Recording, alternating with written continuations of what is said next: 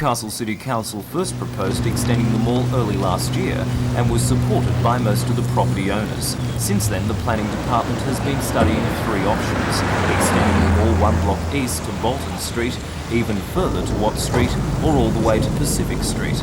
Its report presented to the Newcastle City Traffic Committee favours the Bolton Street option, with further extension to Watt Street at a later stage. Some property owners are worried, however, about the lack of parking and loading access. The new section of the mall would take away up to 44 parking spaces in a section of the city where parking is already at a premium. The report suggests the solution is a publicity campaign to encourage motorists to use the Bolton Street parking station, which at the moment is underused. The Traffic Committee also believes that Bolton and Watt Streets will need to stay open to north-south traffic. Because of the problems, the Traffic Committee has told the Council to go back to the drawing boards. A spokesman for the Council said today that the problems can be solved, but one way or the other, it will be some months yet before a final plan is shown to the public.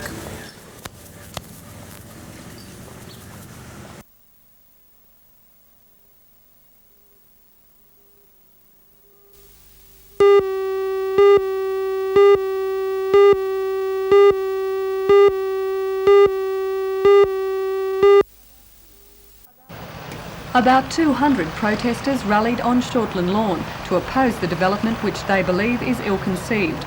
Residents say they object to the height and density of the development.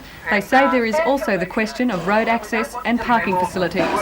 Although construction has started, the group wants work to be brought to a halt until the new City Council is elected in September.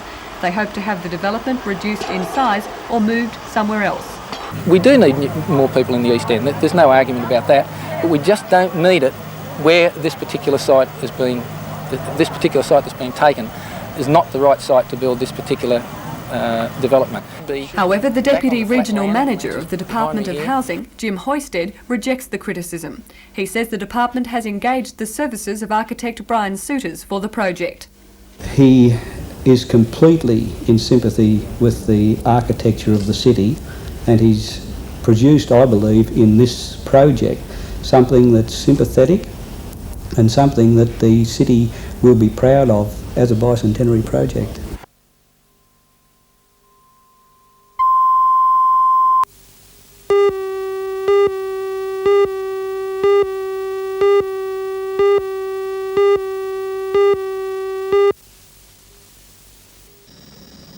The cause of the collision is still a mystery. A police van occupied only by 46-year-old Sergeant Harold Evans of Aberdeen was travelling to Sydney.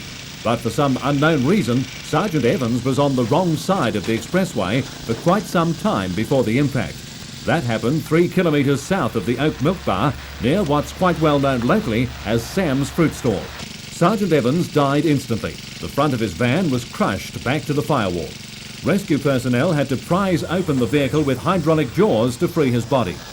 The sergeant had left Aberdeen very early this morning to go to Sydney to have the vehicle replaced. Truck driver Paul Robinson had been travelling closely behind the policeman. There was a cloud of smoke. The police car jumped up in the air, went off, bounced in the air. I went to the side. I had to go to the side of the road. I thought he was going to come back onto me. The other vehicle involved was a Hertz rented car containing 2 employees of the Federal Department of Housing and Construction based in Sydney. The driver, 45-year-old James Andrews of St Ives, died instantly. His passenger, Douglas Eaton, 57, also of St Ives, is in a critical condition in Gosford Hospital.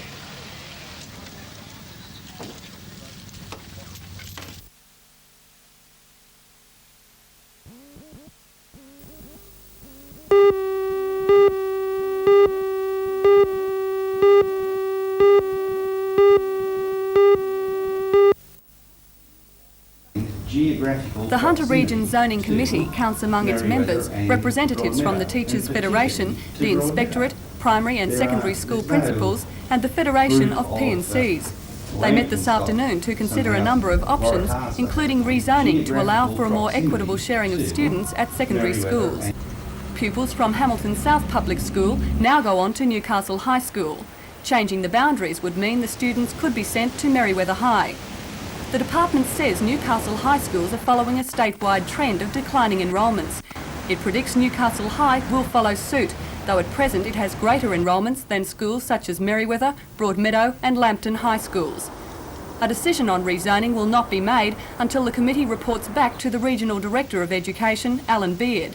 But if it does go ahead, the department says there shouldn't be any problems.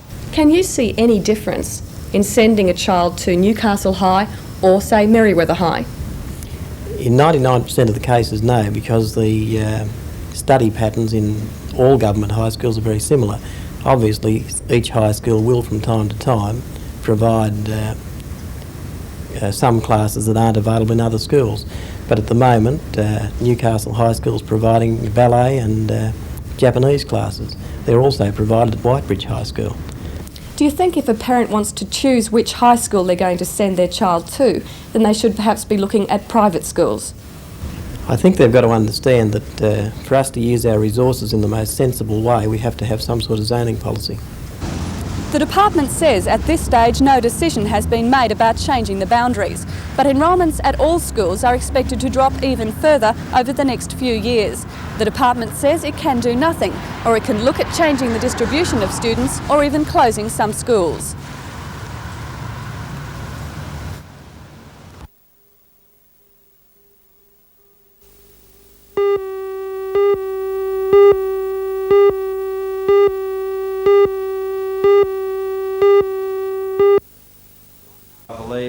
Modern art lovers will be fascinated by the exhibition that was officially opened by the Mayor of Lake Macquarie, Alderman Jeff Pasterfield, and complemented by a musical recital. The exhibition features the works of Danila Vasiliev, a Russian Cossack who moved to Australia in the early 1920s. His favourite medium for painting was watercolour, and through his vibrant and imaginative works, Vasiliev had a major impact on the development of Expressionism in Melbourne in the 1940s.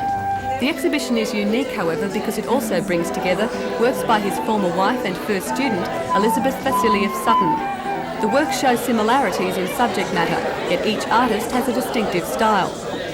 The collection was assembled by the Manly Art Gallery and will tour other centres in New South Wales and Victoria after Lake Macquarie. Many of the 160 watercolours have never before been shown outside Melbourne.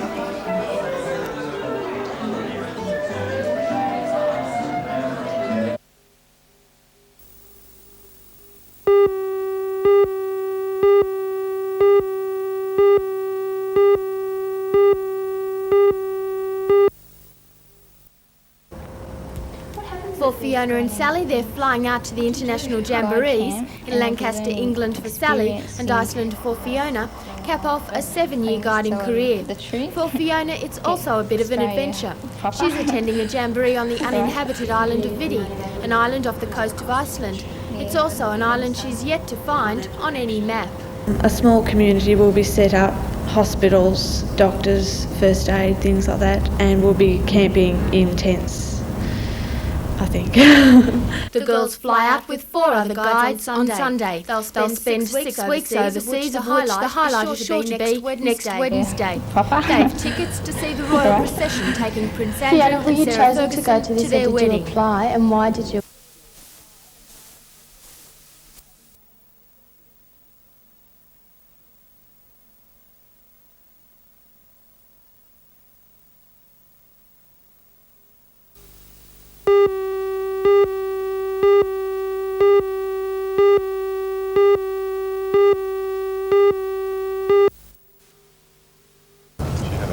Pamela Lenton moved out of the caravan she'd shared with Bill McLean at Mannering Park on the Central Coast 5 months ago because she'd feared his violence. This morning, he caught up with her at this house at Dora Creek. About 8:55 a.m. this morning, a man forced his way into this address in Cooranbong Road at Dora Creek, and there were 2 women in the house at the time, both known to that male person. After a short argument, he forced one of those women onto the floor in the kitchen, and apparently it appears that he's then shot that particular person. The other lady in the kitchen at the time was able to escape and ran to a nearby home. Mrs. Lenton had been living in the house with her 15-year-old son, a married couple and their 2 children. It's believed the gunman waited in bushes in the schoolyard across the road until all the children had left for school. Neighbours say Mrs. Lenton's de facto husband had been menacing her for some time. The other day we drove past us down the road and he had a hood on. When we drove past, he put a thing up to his face like that so we couldn't see his face. Was she frightened of him? Terrified of him. Police say the man had a criminal history and had been under surveillance.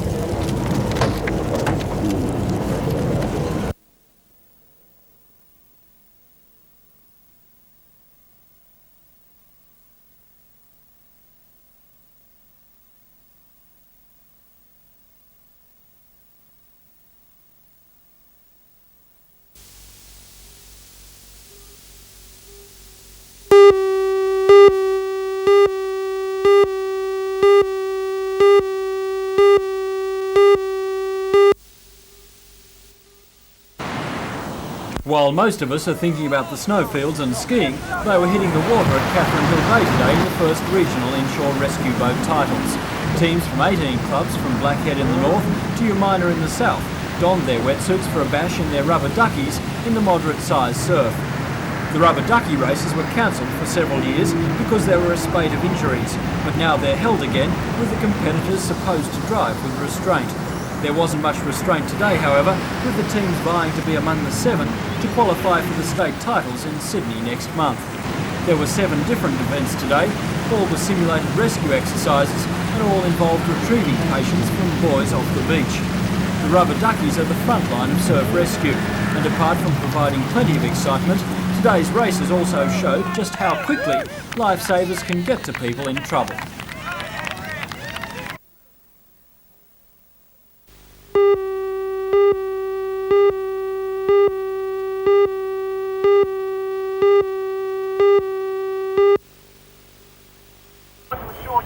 Although time is running out for the Newcastle Harbour Foreshore Development Action Group, support from concerned citizens is now overflowing.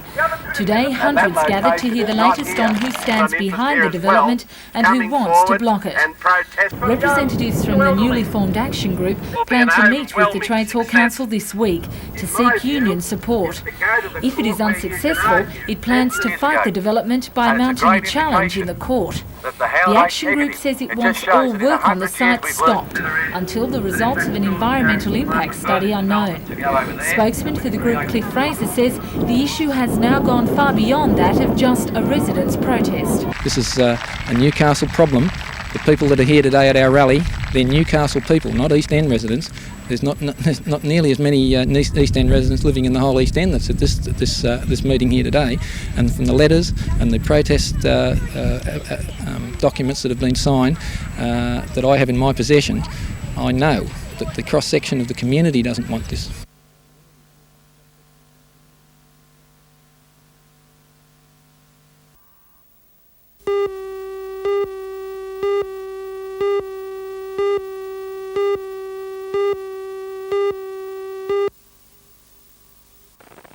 Over the last few years, there has been a subtle but significant change in Australia's bottle shops. Alongside familiar labels like Wyndham Estate, Lindemans and Tyrrell's, have appeared increasing numbers of inexpensive French, German and Italian wines. The Australian wine industry complains that European wines are heavily subsidised by their governments and are being sold here very cheaply, in some cases below cost. As a result, sales of imports, in particular French Beaujolais and Italian Lambruscas, have increased from 7% of the market to 15% in the last 3 years. Beaujolais imports alone have increased from 15,000 bottles to 50,000 bottles a year. Murray Tyrrell's vineyard, like many other quality winemakers, has felt the pinch, but he says the government will not act to stop imports being dumped on our shores.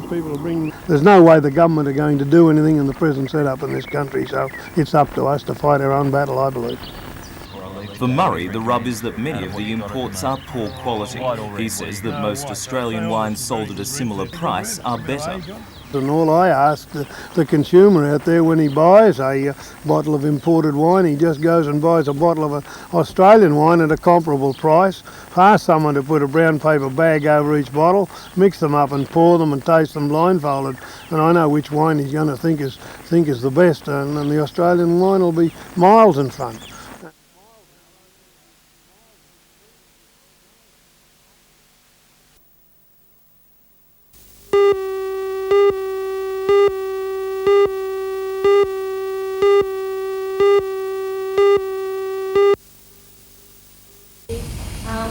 Despite some reservations from one faction of the Nurses Association in the state, which claims the wage rise is not enough, the Newcastle branch says it's happy with the decision. At a meeting yesterday, organisers said the wage rise should help entice nurses back to the public hospitals. And you add the 38-hour week matter that's been finalised now with the substantial increases. If ever nurses are going to come back to the system, it is now. And if we don't get them back, I don't know what we're going to do. And when will the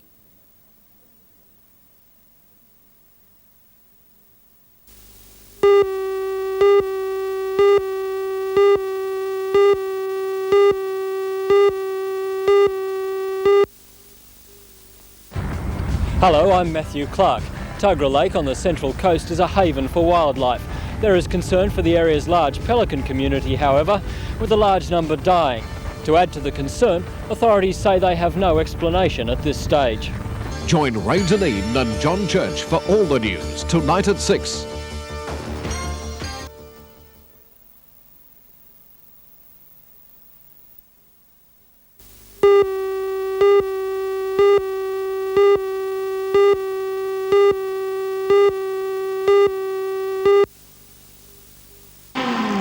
Off-road racing is certainly not for the faint-hearted. There was proof of that statement at the Ringwood racetrack north of Raymond Terrace today, where Newcastle drivers Neville Boys and Harold Gill were raising dust. The two head for Kempsey this weekend for round 4 of the Australian Championship Series. And with the men running 1 and 2 at present, both are hoping for a big result. Neville Boys has been in the sport for just a few years and is leading the series this time, even though he knows there's a long way to go to win. Do you think? I can feel it, but I can't see it. I can feel it, I can do it, but I've got to rely on luck from here on to keep me going. I've had 3 runs this year and I've finished 3 events. If I don't finish any more events, I will not win it. So it's all up to my car, I think. Boys and Gill, who's affectionately known as Old Leadfoot, will be pitting their skills against 160 other drivers in the Bridgestone International at Kempsey. It's the longest, toughest and richest off-road event in Australia, with $20,000 prize money. Both men know their positions at the top could slide very easily, and say that's what makes off-roading so challenging. Boys is a former professional league player, but now his commitment lies with off-road racing.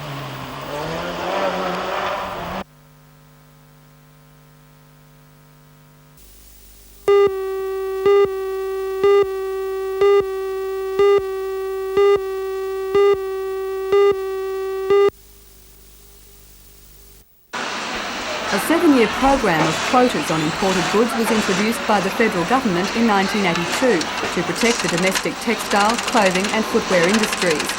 If the federal government accepts the recommendations of the Industries Assistance Commission, these quotas will be lifted when the scheme ends in 2 years' time and replaced by tariffs. The textile, clothing and footwear unions say the tariffs will not increase the prices of imported goods enough to make the domestic industry competitive. They say 60,000 people throughout Australia will lose jobs if the new scheme is implemented, 2,000 people from the Hunter region alone. Local manufacturers say that over the past 7 years, a large amount of capital has been invested to make the industries efficient, but that labour costs are the stumbling block.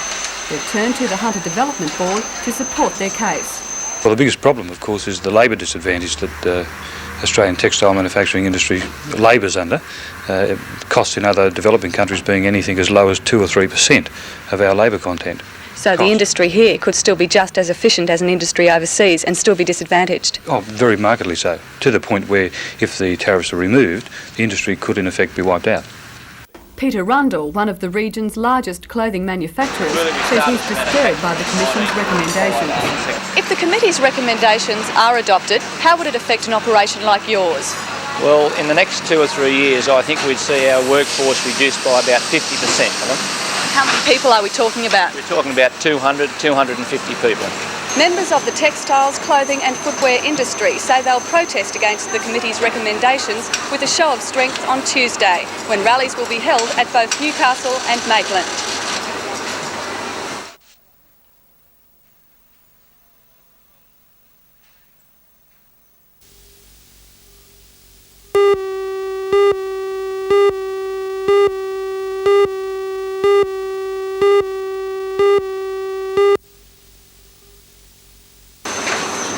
If the recommendations are adopted by the federal government, the footwear, clothing and textiles industries say 2,000 people stand to lose jobs in the Hunter region alone.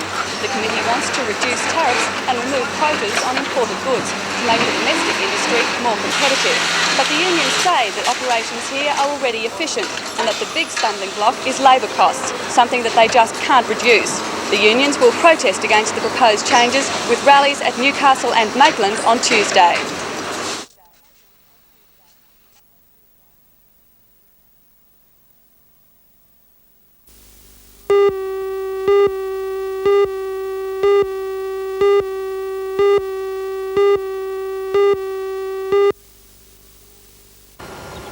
Oysters is the biggest fisheries industry in New South Wales, and Port Stephens is the state's biggest oyster producing area. The port ships 70% of its young oysters to other areas of the state for on-growing. In short, it has traditionally been the state's oyster nursery. But that is now under threat because an inferior quality and dominant oyster, the Gygus or Pacific, is taking over in the estuary from the superior quality Sydney rock oyster. The invader is taking a strong hold because there is no eradication method, and because of its presence, estuaries elsewhere in the state are losing interest in our oysters. A small group of the port's 70-plus oyster farmers met at the Taylors Beach Research Station today to discuss the problem. According to Senior Fisheries Inspector Kevin McCree, the problem may spell disaster for the local industry. Well, the problem is to get the stock out, the young stock out to the fellows in the other estuaries who on-grow them as their trade, as their living. But there are people in the other estuaries that grow their oysters from start to finish in those rivers and don't particularly want to see any spread of the Pacific oyster. So is the industry here under threat? Yes, we've got big problems here, and we're trying different methods of controlling the spread of it, but we haven't been able to come up with any 100% reliable kill method yet. I was in Port.